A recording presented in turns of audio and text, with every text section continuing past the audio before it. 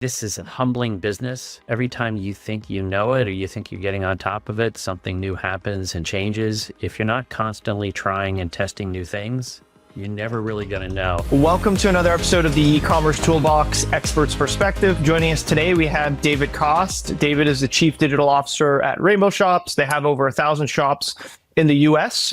So welcome, David. Really excited to have you on the show. Yeah, thanks for having me. Awesome. I always like to kick things off by learning a bit more about your background and how you ended up in your role. So maybe walk us through your career journey and how you ended up in the role that you're in today. Yeah, so my career's been I kind of describe it as being split in thirds. I spent the first third doing consulting, some general management consulting and technology consulting. Spent the middle third. I founded an early internet company called PriceScan that was in the price comparison space. And did that for about 14 years. And then, kind of being in that price comparison space, we saw the birth of e-commerce online. And then kind of took everything that I had observed through that early process, and then brought it to the world of retail. And that's been kind of the last third. Obviously, over your last 10 years at Rainbow Shops, I'm assuming you've seen a lot of consumer expectation changes and just around personalization, around commerce experience. Maybe talk us through how some of your mental models on how you stay agile and how you adjust to changing consumer demands. I mean, look, I think this is a humbling business. And every time you think you know it or you think you're getting on top of it, something new happens and changes. If you're not constantly trying and testing new things, you're never really going to know. And I can give you kind of a relevant recent example, right? So we're a big omnichannel retailer. We've got a big brick and mortar footprint. But like a lot of retailers, why the customer doesn't perceive any silo or any difference between the online and in-store, we always create those barriers internally. So to kind of make a long story short, we finally got the tech to be able to what we call ship to store. So give the customer the option to pick up a package in store rather than ship it to their home. Shipping costs for us are greatly reduced when we ship it from one commercial address to another, and we can pass that along to the customer. We turned that on, and almost overnight, it became a third of all of our orders. Now, nobody anticipated that a third of our online order volume was going to shift to this ship to store. But it just goes to show you sometimes you don't know until you give something a try. Obviously, you folks have over 1,000 brick and mortar stores. That could be a competitive advantage, especially against some of the more D2C brands that you guys compete with online. Outside of the example that you mentioned earlier, do you have any other examples of how you've leveraged your large physical footprint to make your online experience better or just drive more synergies in sales for Rainbow? So look, I think during COVID, we got to run the scary experiment. What happens when you close 1,000 stores? How much of that business ships online? And the answer is not as much as you think. I mean, while the online business did really well during the shutdown, it was a small fraction of what we did brick and mortar. So we still live in a brick and mortar world. And, you look brand after brand after brand, how many DTC brands that started online only have found that they can't continue to grow without opening brick and mortar. So I think if you really want to optimize your retail footprint, you need to have both stores and online, and you need to offer that customer kind of a seamless experience in terms of being able to shop that. Why do you think that is, out of curiosity, for your category? And maybe it's category specific, but why do you think it is that brick and mortar is such a key critical element of an omnichannel strategy? Look, again, I don't think it just applies to us. I mean, there's been case studies with Warby Parker. When Warby Parker opens a brick and mortar store, not only do sales in that physical store go up, but so do online sales. There is a real synergy there. And because we all every day seamlessly move between the physical world and the digital world, we shouldn't expect anything different in terms of retail. Sometimes people use the website as a pre-shop before they come in the store.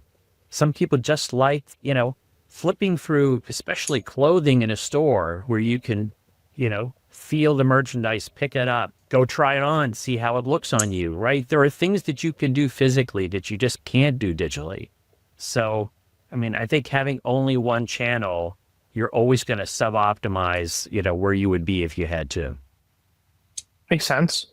Moving forward, a lot of brands, especially D2C brands, and I know you guys aren't like a D2C native brand, but a lot of these D2C native brands started off thinking they were kind of like technology companies. So they looked at the website like a technology asset that they had to effectively innovate. So hire engineers and kind of go down that path. And one of the most debated one is the checkout process, right? So you have one of two paths. You can go standard, maybe frictionless, or you can make it custom and bespoke to you. What are your kind of thoughts on that? And how have you approached it for Rainbow Shops when it comes to specifically the technology and the checkout? So I've actually experienced both versions of that. So we were on Demandware / Salesforce Commerce Cloud for 10, 11, 12 years, where, checkout was your baby. You could do anything with it you wanted. We re-platformed to Shopify about 3.5 years ago. And in Shopify, that checkout's pretty locked down. I mean, there's some customization you can do, but it's pretty locked down. I think the Shopify method is the superior one, having experienced both, and kind of here's why. Checkout is not the place you want to innovate. So in a brick and mortar store, for example, when somebody is ready to check out, your job is to get their payment, get their goods in a bag, and get them out of the store as quickly as you can. Nobody wants to stand in line, right? You want to make that checkout experience as fast and frictionless as possible. The more friction you introduce, the more people can just say, look, it's not worth it today, I'll leave. And I find the same thing online. People aren't looking for anything unique in checkout. They're looking to see how quickly can I get it done, especially in a world now that is almost, we're 90% mobile. So checkout on a mobile phone is a much more painful process than it was even on a desktop. Shopify Shop Pay mechanism, that digital payment wallet that they've been able to develop really gives us Amazon-like capabilities, right? So somebody who's checked out on any Shopify merchant before, with a phone number and email address, can be a click away from being done. That's something that can only be done at scale. And again, I look every day, I think we compete against people like Amazon and Walmart who have thousands of engineers, right? I'm a retailer. I don't have thousands of engineers. I need technology partners that give us those capabilities. And when we look at an Amazon checkout, the second best checkout available after Amazon is Shopify, which was a big part of the reason of why we did the replatform. That's interesting. So where do you feel like you need to innovate on your website, or are you taking more of the stance that the clothing itself will that's the core product? Or do you actually feel like you have to innovate maybe with search or how your PDP is displayed or UI UX? Like how are you looking at the website as an asset? I mean, look, I think there's lots of things we can do on the front end to make a difference. We spent a lot of time playing with search. We ultimately partnered with Google for that. And again, like this, who's the strongest person in the world in search? It's Google, right? So being able to bring Google's tech to our website front end has given us, we think, a real advantage. And in kind of all my years of doing this, the amount of time we would spend trying to manually sculpt search with all of the other search providers, with Google, we don't touch it. With AI and machine learning, with them bringing they see 1 billion shopping searches a day, and then being able to bring those learnings to our website, gives us the same capabilities that the big guys have. I think there's lots of things we can do around how we display product, how we organize product, how we merchandise product, segmentation things we can do. There's lots of optimizations we can do on the front end. We talked about this ship to store. I mean, again, we had no expectation that ship to store was going to be as popular as it was. But there's yet kind of another example of why you have to constantly be thinking and trying new things to continue to move the needle. I love it. Maybe talk us through an experiment. You talked us through something that you launched that you didn't really understand was going to, or you didn't foresee having a huge positive impact. Is there anything that you folks in the last 10 years did as like an iteration or a test that you thought was going to have great results, but ultimately didn't for your business? Maybe talk us through kind of the other side of that equation. Any big projects that you did that you thought would be great that didn't go so hot? I think, if I look at the kind of the bucket of technology things we've tried that we've been disappointed in, they almost are all around marketing attribution. I think Okay. advertising attribution and marketing attribution is such a hard, gnarly kind of problem to solve.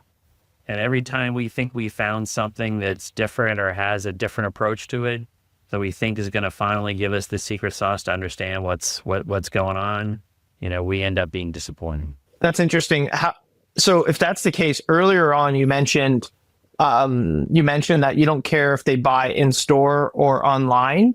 How do you ensure as like a digital executive that you don't get into like attribution issues where you're doing the right thing for the business by sending people to the brick and mortar store through a flow on the website, but then you're unable to capture the in-store? Or have you figured out a mechanism for attribution where you could actually attribute it as like an online influence sale? Maybe talk us through that, because that's something that when I chat with digital execs, it's kind of like an issue that they face. And everyone will always say, hey, we'll do the right thing for the business. But at the end of the day, you got to hit your numbers too. Yeah. Look, I think I'm lucky. I report to the owners of the business. And because it's their business, they understand this concept of it doesn't really matter which channel they buy in. We just want them to buy Rainbow. So look, I feel pretty fortunate, in that case. I will tell you, the bigger your brick and mortar footprint is, the harder this attribution game gets. We have very little visibility in terms of what the customer does in store, right? We know there's lots of kind of cross-shopping behavior, but it's not behavior we're able to put numbers behind. And I'll give you kind of a concrete example of this, right? So we send out shopping cart abandonment messages via SMS. So we'll say like, you left a pair of, you got a pair of great boots in your cart, blah, blah, blah. We'll get, customers for whatever reason perceive SMS as coming from a person, not being automated. So they'll like answer back like they're talking to somebody and they'll say, well, I just bought these boots. And we'll go online and check to see, is there a problem with the tech? Did it miss? Is there a timing issue? And no, they did not place an online order for it. So our guess is the customer bought it in store. So you can kind of see in real time, here's somebody who shopped the online store, added it to cart because they use the cart like a wish list. Even though we have wish list functionality, using the cart as a wish list is kind of a default behavior. They went in the store, found the item, bought it, but because we were unable to see it or match those two things up, we acted like this was somebody who, abandoned their cart on the website, which makes us seem a little tone deaf to the user in terms of how we message or market to them. That's interesting. Do you ever think that'll be a solved problem? Like you've built companies before. Do you think that's like a business to start? I mean, or do you think that's, yeah.